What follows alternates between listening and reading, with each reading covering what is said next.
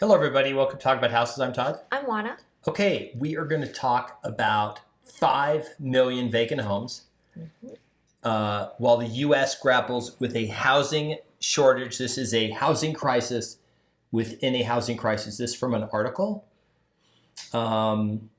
This could be devastating, potentially. We'll say potentially devastating, right, Juana? 5 million vacant houses. Sounds like a lot of homes. It's a lot of homes. We know because we counted every one. That's why we didn't do a video last Wednesday. We were out counting all the vacant houses. It took us all day. Okay. All right.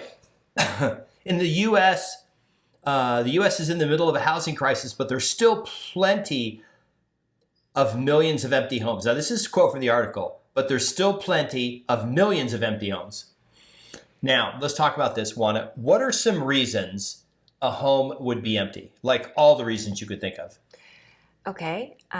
Vacation homes. Okay. Homes that are being renovated. Okay. Homes that are in between tenants. Okay. Dead people homes. Okay. Homes that have been purchased, but the people haven't moved in yet for whatever reason. Okay. Homes that they're on the market to be sold. Okay.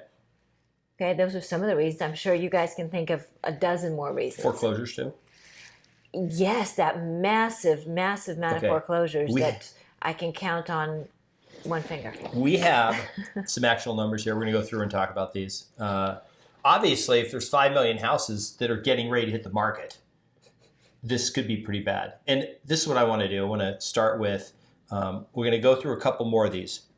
And then we're going to do a little fun role play. That'll be super fun. And then I'm going to show you some pretty hard data from Fred, because I don't know where they got the numbers, but Fred has actual data, which is Federal Reserve. Okay, indeed, a recent analysis of the 2022 American Community Survey by LendingTree has unveiled a perplexing phenomenon in the United States. An estimated 5.5 million vacant housing units in the nation's 50 largest metro areas, amounting to an 8% housing vacancy rate. The San Francisco Business Times reported it's 1 in 12 houses that are vacant. That's, okay, I think that might be San Francisco, not the nation, but okay. Okay. Now, we're going to start with this quote here. The reason behind the vacancy glut are multifaceted.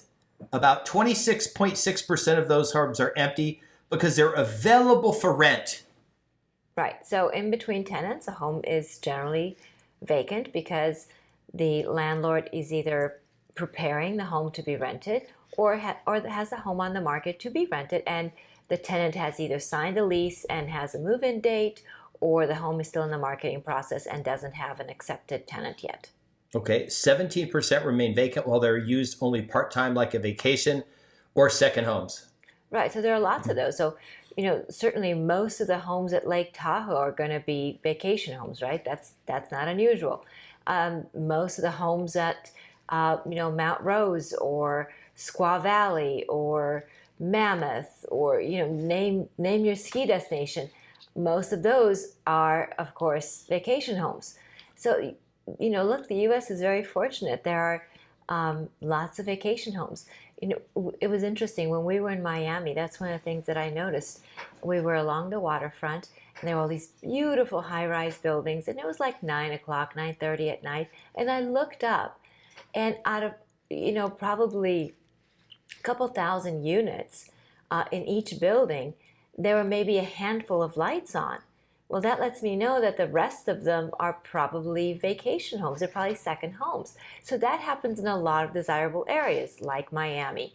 It happens a lot in all kinds of beach communities.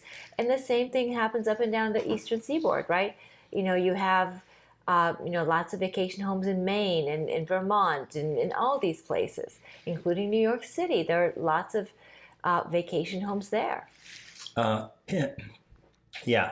And it's not like you can just, those are blocking people from owning a home. Because here's the bottom line. Vacation and second homes are probably going to be way out of the price range of, it's not like some person's homeless because somebody else has a second house. Because if the person who bought the house didn't buy it, it's not like they would have bought it. And it's not like they should have paid $1 million for a high rise in Miami and then rented it out for $2,000 a month to some person so they could live in a high rise in Miami. Right. I mean, the HOA's probably, their HOA and taxes are probably more than that. It doesn't even cover that. Correct. And then what if they want to use it? It's not like they can run down there and go, hey, I'm going to be in town. I want to use my place. Oh, no, we're renting it. We're here. You can't come. So you just show up when you want, and then you just use your place, and then you leave. And another thing, it's a great place to park cash, right? It is. And remember, when people are purchasing second homes, they're purchasing them to use as second homes. They're also purchasing them, to your point, to park cash. And they're also purchasing them as an investment, right? And they get the opportunity to participate in the appreciation of the value of the property, and then at some point down the line, sell the property. Okay, here's another quote. This is the government helping. However, addressing the issue necessitates tailored policy solutions for each location where these homes lie idle. Policy considerations range from imposing taxes on second homeowners, like the proposed pied-à-terre tax. In New York City, they gave it a French name because they're super fancy in New York City, to finding incentives to encourage the renting of vacant units to lower income households struggling with market prices. Okay, I just bought a penthouse unit. I should rent it out to a low income household. That makes no sense at all. Okay. And then how does one, because a lot of people don't understand this, explain how imposing a tax gets a unit to be not vacant anymore, or gets it to be where someone can occupy, low-income person can occupy it. On no planet. Oh, so this has nothing to do with they're trying to help. This has to do with they just found a way to get more money. Well, I think it's not even about the money. I think it's just about having a platform on which to run to have people vote for them because they're sticking it to the rich. And at the end of the day, it doesn't do anything as far as helping anybody that wants to stick it to the rich. And as far as the rich are concerned, they will find other ways to deal with the situation. One of the ways to deal with the situation is it's not a second home. It's a rental. Because all I have to do for tax purposes is rent it out a couple weeks a year, and now becomes an investment property. Is it 14 days or something? It's a super small number. Yeah, it's a couple of weeks. So, look, this is just a misdirection by politicians, which we've never heard that before, right? Of course not. They wouldn't do that. It doesn't impact the rich because, like I said, they're going to just rent it out for 14 days. So here's the way this works. Brad Pitt rents it out to George Clooney. George Clooney rents it out to Brad Pitt. Boom, 14 days. We're done. Okay? I mean, this is not something that's actually going to be meaningful to anyone, except that it makes for good headlines and it makes for good campaign PR that they're somehow helping out the poor by taxing the rich and forcing the rich to sell their properties, their penthouse suites that are selling for tens of millions of dollars to the underprivileged. Yeah, that'll happen. You don't even rent it to them. You take your money and pay it to yourself. And then you say, hey, I paid rent, or I collected rent, so now I'm good. Right. And then you just go, see, you don't even have to do that. So now we're going to do that. So wait a minute, just one more thing. Okay. So let's say that they're actually genuine. Let's say that they're actually genuine. And let's say that they say, okay, you know what? I'm okay renting to this low-income person. What happens in New York City with that? Oh, they're co-ops. The tenant's going to have to get approved by the co-op board. Yeah, what do you think the likelihood of that is? Okay, yeah. So let's be real about this. Follow the money, and the money tells me that this is just a misdirection, a red herring by politicians to put out talking points that make them look good to their voting base, not to the people who actually contribute to their campaigns, because these people are the people with the second homes, and they will not be harmed by this, you can be sure. This is the rental vacancy rate in the U.S. This is the Fred numbers. It's accurate all the way up to the end of the second quarter of 2023, so just a few months ago. As you can see, it currently is at 6.3%. The historical average of this looks like it's around 8%. Okay? 8% historically. Now remember, these are just tenants going in and out. So what this means is that 6%, that means, imagine you have a place that you rent out for a year at a time. You have a year, tenant moves in for a year, rent it out, and then they move out and you get another tenant for a year. That just means that 6% of the year you're between tenants. So they move out, you maybe have the place clean, you hire an agent, or you put some signs up, or you put it in an MLS, or you put an ad on some website, and then people start showing it. And then what happens is somebody calls, even if it's after, say, 2 weeks, right? And says, hey, I want to rent this house. And they go, oh, that's great. Awesome. I'd love to get you in. And they go, you know, but I can't rent it until the end of the month. And you're like, oh, great. So you have it vacant for a whole month. So it appears that it's vacant longer than it is because you're waiting on this person maybe to move in. They don't just move in the day. But even with that, I mean, 6% is just a couple weeks. It's not. Well, so 6% is actually lower than what a lender will calculate when qualifying you for a mortgage. So when you're qualifying for a mortgage on a rental property, the vacancy rate they use is 10%. I thought it was 25. No, it's 10%. Oh, okay.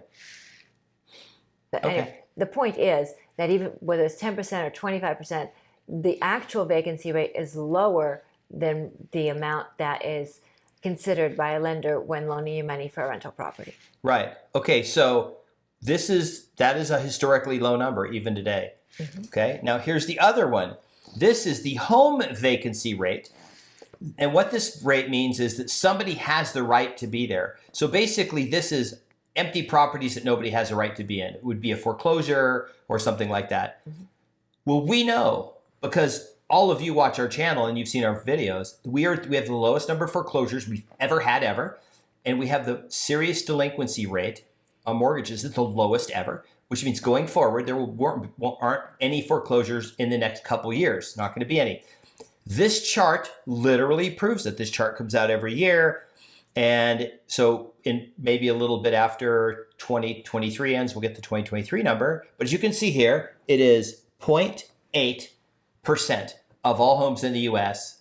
are vacant, mm-hmm. meaning it's not like somebody somebody owns it or whatever. It's just empty. Mm-hmm. This chart goes all the way back to the 1980s, people. And it's not even close. The average on this chart is more like 2%. We're less than half of that. Mm-hmm.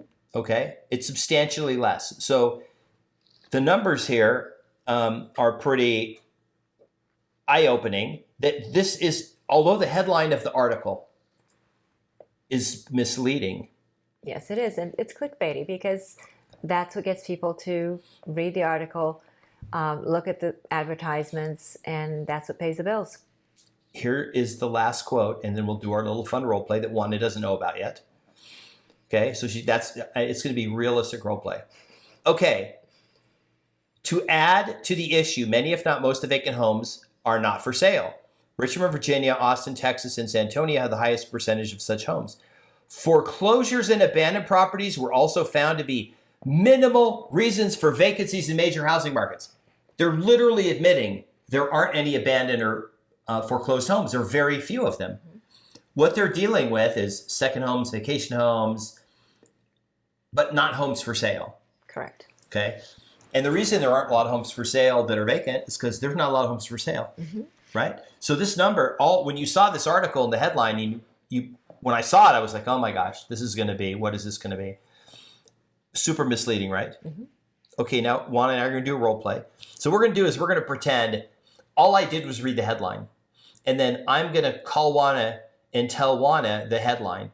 And then what she's going to do is she's going to call me, pretending I never talked to her, and tell me her little variant. We're going to go back and forth a couple times and see what we can turn this into, because this is how rumors start. Okay, so let's start with this. Juana, I just read an article that there are 5.5 vacant houses in the U.S. Okay. And now it's your turn to call me and tell me what your version of the article is. Okay. Hey, Todd, I just read an article, and the number of vacant homes in the country is like 1% of all the vacant of all the homes in the country. Oh my gosh, that's terrible. Actually, 5.5 is probably like 3%. 3%. Oh my goodness. It grew just while we were talking. Okay. I heard that there are 5.5 million foreclosures that are getting ready to hit the market. I just got a call from one who told me there's 5.5 million homes that are getting ready to hit the market. Okay. Okay. So there are so many foreclosures, Todd. Yes. There are 5.5 million, and the number of agents needed for that is outrageous. We have to sign up with all the banks right now. Okay. So this is a true story. I was reading a post that a real estate agent wrote, who their client sent them a text message, which they posted in this group, that said, we understand that we can't get out of the purchase agreement and that we're going to lose our earnest money deposit on this house, but we're afraid to purchase right now because we feel like home prices are going to crash, because there's all this information out there that home prices are going to crash. So we're really sorry, but we're going to cancel the deal and we're not going to move forward. Now, somebody probably, they may have seen this headline and freaked out about housing, not read the article. What percentage of people do you think actually would read an article? That's a great question.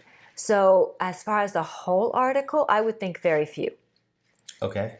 So of course the headline, almost everybody, as they're clicking through, as you're going maybe in the first paragraph or so, maybe half the people will read that, but then it starts dropping off. I mean, I think I'm probably one of the few people that reads the whole thing because I'm OCD. I had a person call me and said, fairly knowledgeable, and said, Goldman Sachs is getting ready to unleash a couple 100,000 houses into the market. And I was like, oh, wow, that's like, okay. So what I did is I went and I grabbed, they had just like literally a month ago put out their annual statement, okay? Their 10K. And of course, having an MBA, I went through the whole 10K and I found their column under REO, real estate owned, which would be all the houses they own, okay? And this is all real estate owned. It's all real estate, commercial and everything.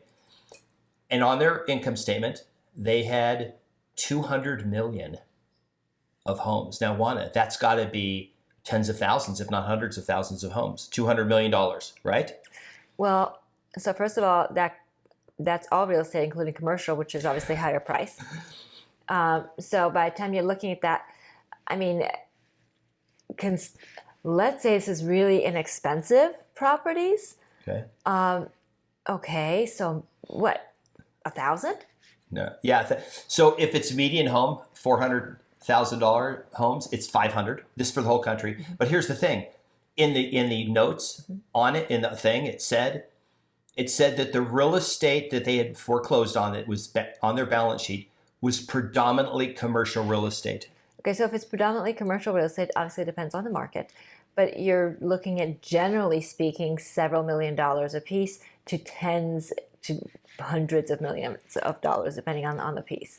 So if we just kind of use some back of the napkin math, let's say that on average they're worth, let's say $10 million. This is really an expensive commercial property, okay?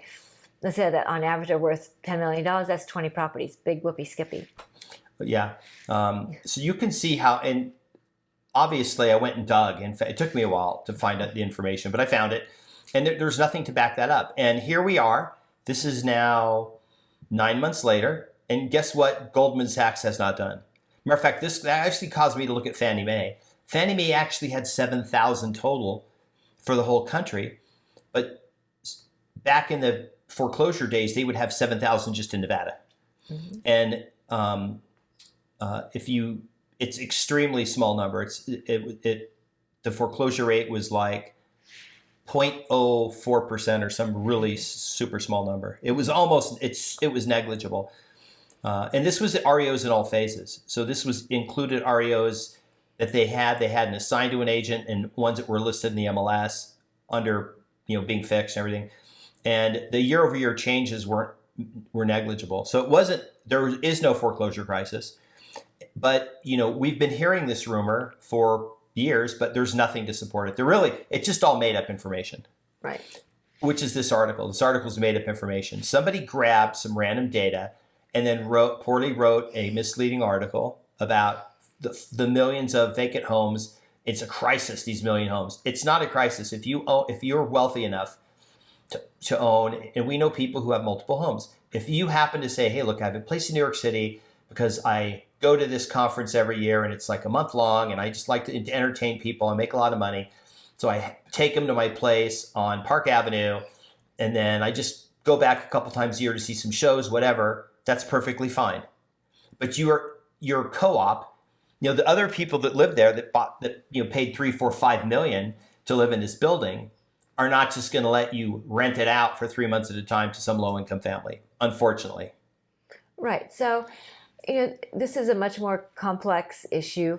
The article just made it very simplistic, and the idea that there's a shadow inventory of 5.5 million homes out there is misleading, which is unfortunate. So I want to know how many of you would have actually read the whole article. Was it just me, or would you have read the whole thing too?